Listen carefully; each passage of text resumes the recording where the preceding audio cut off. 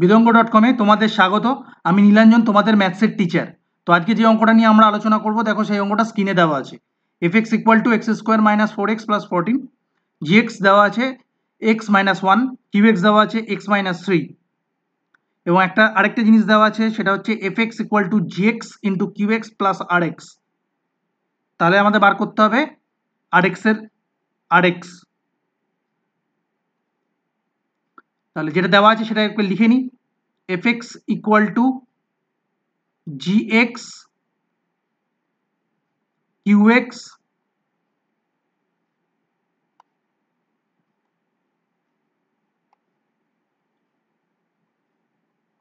Plus rx। fx কত দেওয়া আছে? fx দেওয়া আছে x square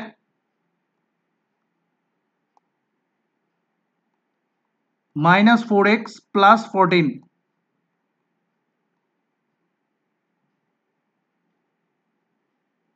this is gx।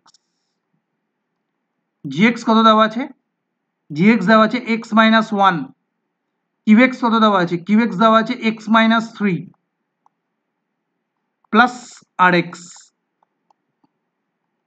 তাহলে x square minus 4x plus 14, x minus 1 এর সাথে যদি আমরা x minus 3 গুণ করি তাহলে কত পাবো? x square minus 3x minus x plus 3 plus rx। তাহলে x স্কোয়ার কেটে গেল, minus 4x plus 14 equal to minus 4x plus 3 plus rx। Minus 4x কেটে গেল। তাহলে rx যদি আমরা বার করি, দেখো rx প্লাস 3 আছে, এটাকে যদি আমরা লেফট হ্যান্ড সাইডে নিয়ে যাই তাহলে কত হবে? 14 মাইনাস 3।